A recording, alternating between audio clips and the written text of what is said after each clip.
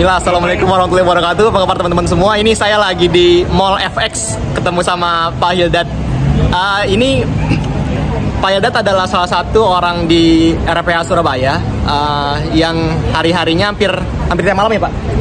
Tiap malam ada? Ya, bukan orang RPH ya? Bukan orang RPH, tapi sering praktek di RPH. Hobi, cuman hampir tiap malam. Jadi emang beliau adalah orang yang rutin menggunakan pisau dan rutin mengasah juga. Ini tadi ngasah dari mungkin jam setengah 3, jam 3 mungkin ya. Jam 3 ini udah jam 6. Pada asar sampai ini udah mau maghrib teman-teman. Ini udah gelap di belakang. Nah, kalau ada yang nonton video saya tentang Victorinox 1 pisau versus 100 sapi, kebetulan adalah yang nyoba itu Pak Hildad dan teman-temannya di RPH Surabaya. Jadinya satu kali ngasah tanpa honing ya Pak? Tanpa honing stick ya? Tanpa honing stick teman-teman. Hanya pakai celana jeans sama stropping kulit itu juga kalau ada ya. Kalau nggak ada pakai celana jeans. Nih orangnya ini teman-teman.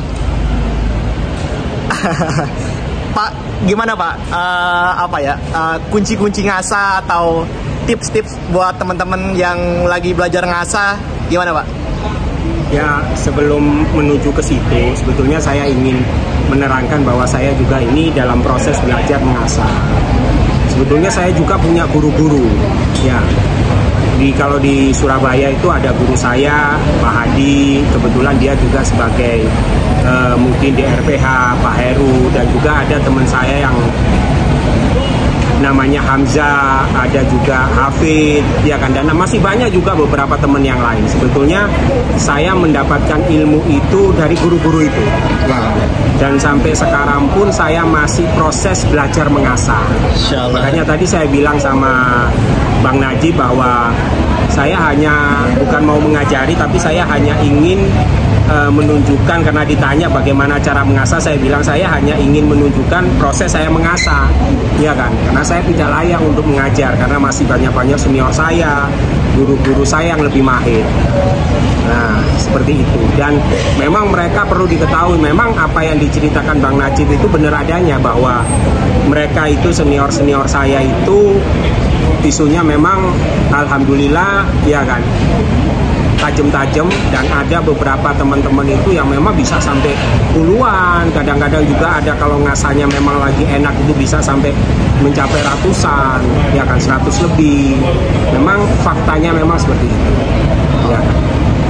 Tapi kalau berkaitan dengan apa tadi Bang Najib, proses mengasah, ya, mudah-mudahan tadi prosesnya sedikit banyak sudah saya jelaskan dengan Bang Najib, dan saya juga tidak tahu tadi apa memang direkam atau tidak, saya tidak tahu, ya nanti biar Bang Najib yang jelaskan. Tapi intinya bahwa saya hanya membagi ilmu dari apa yang saya praktekkan setiap hari. Tips intinya di mana tuh Pak? Di media asaka, di pisaunya? Itu sebetulnya buat saya itu ada 2 unsur atau 2 faktor di dalam mengasah. Yang pertama itu adalah kestabilan derajat atau kemiringan pisau saat kita mengasah pisau dan tekanan. Gitu. Yang terakhir adalah ketelatenan kita untuk menilai setiap tingkatan, atau dalam satu grid pun kita harus benar-benar peka mengecek setiap beberapa kali gosokan pisau itu, kita lihat, kita periksa dengan jari, boleh juga dengan media yang lain, ya kan. Itu sehingga kita tahu bahwa setiap kita mengasah, setiap langkah asahan kita, goresan kita asah itu memang setiap beberapa kali itu ada peningkatan. Nah, kalau kita tidak bisa mengetahui hal-hal itu, ya kita sulit, ya kan, menentukan kita ini layak naik ke grid berikutnya atau tidak. Ya, karena menurut keterangan ahli, sharpening ahli mengasah, bahwa mengasah itu sebetulnya ada pada grid rendah. Grid rendah itu bisa di bawah 5.000. Mulai dari 400, 1.000, juga bisa dimulai dari 3.000 seperti ini, 3.000, 4.000 ini ya. Itu 6 Pak. Ya, saya seperti lakukan. Yang penting buat saya bahwa kasar itu 5.000 ke bawah. Itu aja Pak Najib. Oke. Bang Najib yang bisa Iya. saya jelaskan. Oke teman-teman, nanti gimana proses ngasahnya kita lihat Pak Eldad dari kebetulan saya cuma bawa 2 batu teman-teman, grade 3000 sama grade 6000, pakai Suhero sama pakai Subtone Glass. Tapi Pak Eldad lebih lama main di Suhero-nya, di grade 3000-nya itu lama banget. Hampir sekitar sejam lebih, mungkin 2 jam malah. 2 jam main di grade 3000-nya. Nih hasilnya nih. Ini lagi dites teman-teman. Oke. Oke. Halus banget Masya Allah, luar biasa. Itu menurut saya udah tajam banget teman-teman pisaunya, tapi Pak Eldad masih bilang itu masih kurang. Katanya masih bisa dimaksimalin lagi karena emang beliau user Victorinox ya. Sebenarnya nggak cuma Victo sih, ada Isel juga pakai, Herder juga pakai. Cuman Pak Eldad anggapnya Victorinox itu salah satu pisau yang paling enak untuk diasah dan ketajamannya itu paling awet ya teman-teman. Jadi bisa tahan banyak sapi apa ya, paling enak lah ya pokoknya. Baru ada sedikit tambahan Bang Najib, bahwa saya juga sudah lama merasakan beberapa produk media asah dari Jepang, ya kan. Tapi terus terang, saat saya memakai beberapa jenis batu alam dari Jawa Timur, memang hasilnya memang berbeda. Ya. Ya, saya pikir juga produknya Bang Najib ini memang bisa saya maksimalkan, ternyata masih kurang. Ya. Masih kurang. Tapi bukan tidak tajam, tajam. Ya. Tapi untuk maksimal kebiasaan kita yang memang mengiris dengan tenaga rendah ya. Nah, itu memang masih kurang. Iya. Oke, jadi teman-teman, nanti kita akan ada batu alam dari Jawa Timur itu luar biasa katanya, enak banget ya hasil asahannya, dan buat di layar sapi cocok banget. Nanti mungkin saya akan review juga, cuman barangnya belum di rumah, jadi nanti belum bisa review teman-teman. Nanti mungkin kalau udah ada nanti saya akan ceritain gimana experience-nya pakai batu dari Jawa Timur. Oh gitu aja teman-teman, makasih yang udah nonton. Nanti kita saksikan gimana Pak Eldad cara ngasahnya, teknik-tekniknya segala macam nanti kita saksikan setelah yang satu ini.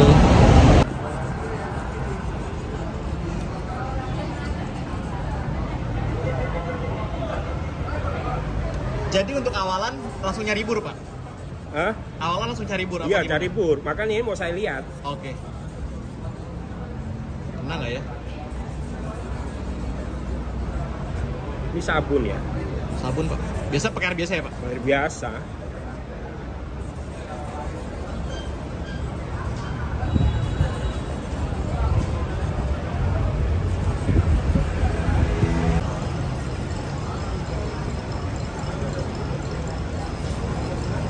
Aku selalu satu arah gini. Oh, nggak pernah balik lagi? Nggak pernah balik. Kenapa gitu? Nggak tahu. Aku pernah mencoba balik, hasilnya masih lebih baik seperti ini. Alasannya cuma itu. Oh, udah pernah coba. Bukan nggak boleh dari pangkal ke ujung ke pangkal lagi, bukan ngarang. Cuma untuk saya lebih maksimal yang seperti ini. Hasil ketajamannya. Gitu aja. Ini baru balik setelah kayaknya 20 menit apa 30 menit kayaknya, satu sisi tadi. 20 menitan kayaknya. Jadi balik pisau ganti tangan ya, pegangnya. Balik pisau ganti tangan. Tetap mainnya kita dari ujung pangkal, dari pangkal ke ujung pisau. Kita nggak usah ngulangin dari ujung ke pangkal, tapi kembali langsung ke ujung, ke pangkal ke ujung lagi. Contohnya kayak gini. Nah, biasanya kan ada yang melakukan dari ujung ke pangkal lagi. Kalau saya memang nggak mau. Umpama ditanyain, loh kenapa kok nggak seperti itu? Ya memang saya merasakan selama ini lebih baik seperti ini. Loh, apa pernah mencoba untuk yang dari ujung, dari pangkal ke ujung ke pangkal? Ya pernah. Sudah lama juga saya pakai seperti itu. Tapi hasil yang saya rasakan saat saya gunakan penyembelihan itu memang lebih nyamannya seperti ini, hasilnya lebih maksimal seperti ini. Ini menurut saya. Kemungkinan teman-teman yang lain juga punya teknik yang lebih baik, ya itu sah-sah aja.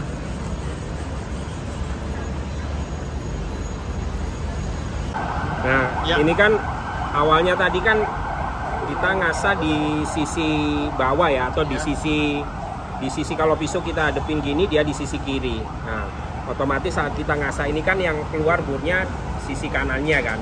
Setelah itu saya balik tadi, setelah full burnya kita balik keluar di sisi kiri pisau. Nah, sekarang sudah saatnya kita untuk menghilangkan bur yang kita keluarkan saat sisi kanan dan sisi kiri tadi. Sekarang kita hilangkan di sisi kirinya, tapi hanya sekali. Setelah itu sisi berikutnya kita balik sisi berikutnya, jadinya tidak perlu mengulang-ulang lagi. Tapi kita ulangi dari sisi kanan sekali, sisi kiri sekali, kita terus aja sampai memang burnya itu semakin halus. Sampai kalau bisa memang hilang di grid yang sama. Siap.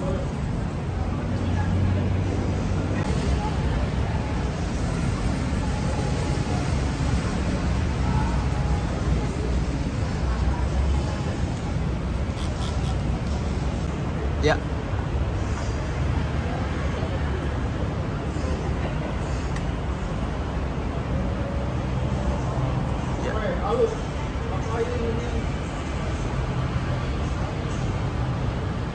Ini untuk kita cari bur-bur yang halus. Ini masih ada sedikit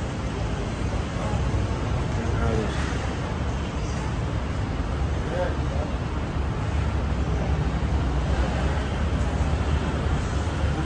Ini di kertas sudah halus banget teman-teman, tapi masih kurang menurut Pilot, Masya Allah. Menurut saya ini udah tajam sekali, tapi menurut Pilot masih kurang, harusnya bisa lebih maksimal lagi. Karena Pilot hari-harinya pakai Victo. Katanya masih bisa dinaikin lagi, masih bisa jauh ya Pak? Masih jauh ini. Masih jauh guys. Luar biasa, Masya Allah. Oke. Ya guys, ini kita naik batu ke Subton Class 6000 biar lebih gigit lagi.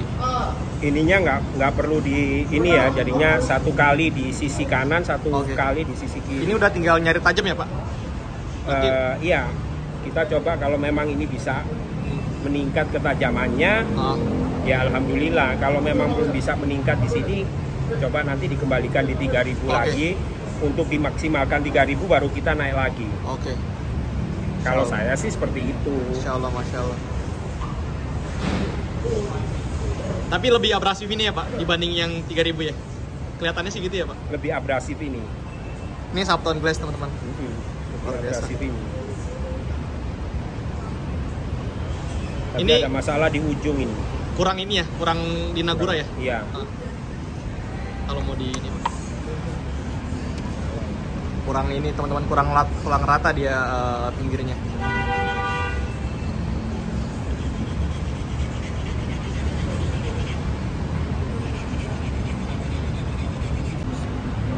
Ini udah di grid 6000 teman-teman. Tes di tisu, Masya Allah ya. Masih kurang. Mau nyari apa lagi Pak? Ini udah tajam Pak. Kurang berat ngirisnya. Masya Allah. Masih berat ngirisnya.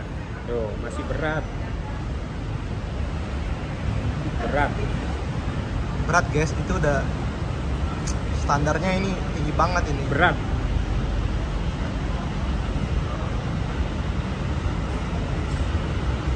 Lagi. Ya ini turun lagi guys. Tadi udah dari 3000, kemudian naik ke 6000, ternyata kurang maksimal, jadi turun lagi ke 3000. Jadi nggak naik ke 8000, malah turun ke 3000. Ya, kok turun lagi Pak? Ya kalau kita mau naikkan dari 6000 ke 8000, yang di grid bawah aja di 6000 kita belum bisa maksimal kok ketajamannya. Saya yakin karena pengalaman ya, saat ketajaman itu belum maksimal di grid bawah, lalu kita naikkan ke grid atas, saya yakin untuk mencapai ketajaman maksimal itu sulit. Oke. Karena pori-porinya dia memang belum rapi betul, sudut idenya dia memang belum, sudut ketajamannya memang belum benar-benar tajam betul, belum rapi betul. Kita naikkan kemungkinan kalau kita di grid 3000, 6000, walaupun belum maksimal slice tisunya, saat kita naikkan saya jamin bisa hilang. Oke.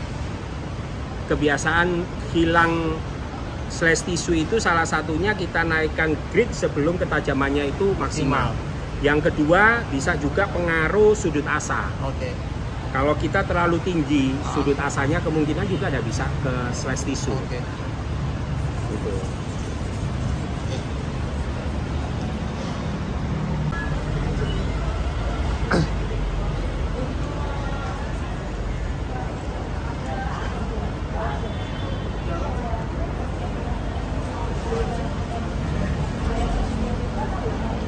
Udah naik lagi ke grid 6000 teman-teman. Udah mau finishing insya Allah.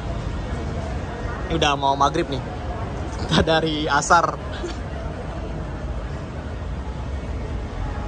Ya maklum, ini kan masih ngasah belajaran, jadinya nggak bisa cepet, lama. Satu pisau nih ngasahnya 2 jam lebih. Maklum. Masya Allah. Pakai cuma 2 batu doang teman-teman.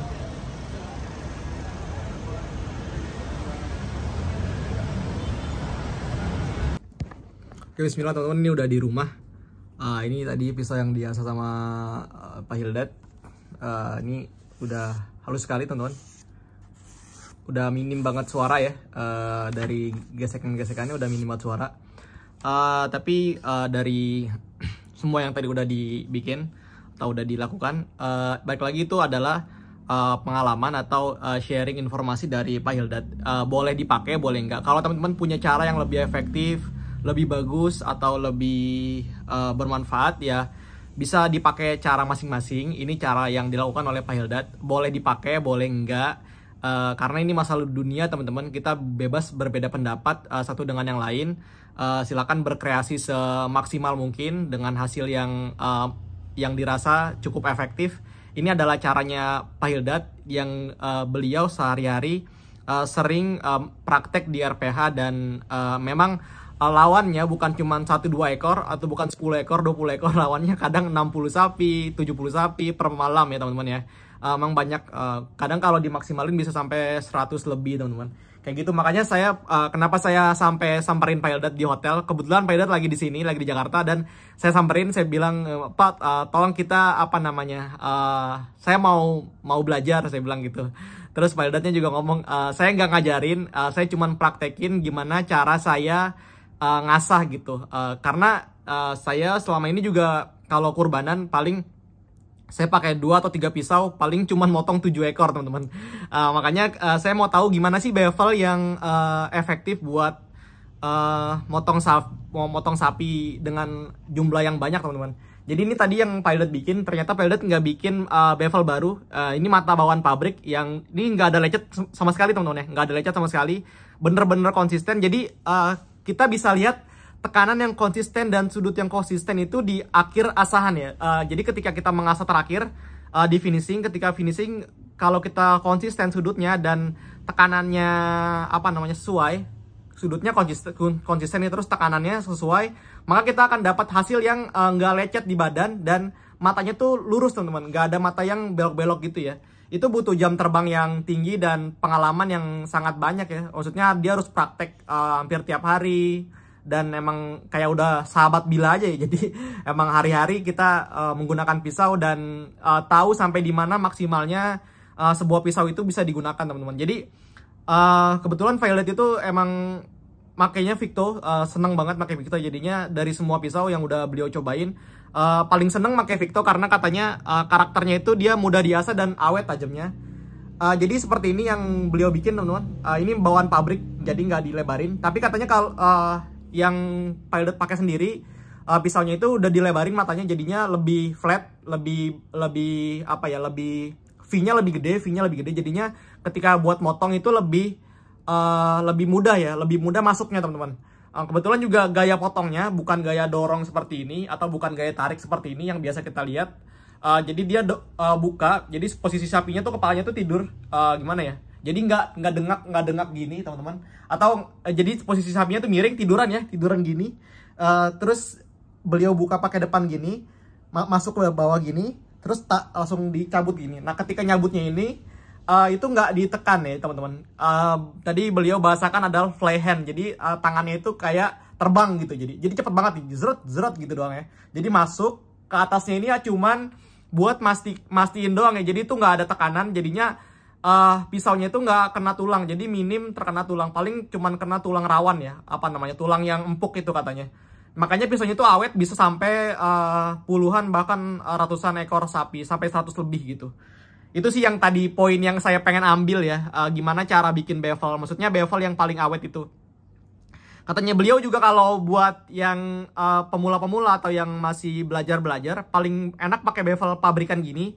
Karena ini awet teman-teman. Ini jadi pabrik itu kenapa bikin sudut seperti itu? Karena itu adalah sudut yang paling ideal atau sudut yang paling tahan terhadap benturan teman-teman ya. Jadinya ini lumayan tahan terhadap chipping kalau sudutnya seperti ini. Tapi kalau kita udah terbiasa dengan sudut yang lebih lebar, maka jadinya lebih lebih enak buat motong, buat slice lebih masuk ya, lebih ringan.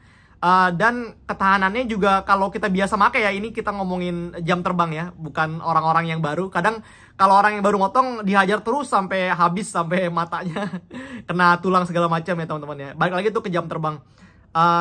Ya balik lagi ini adalah alat.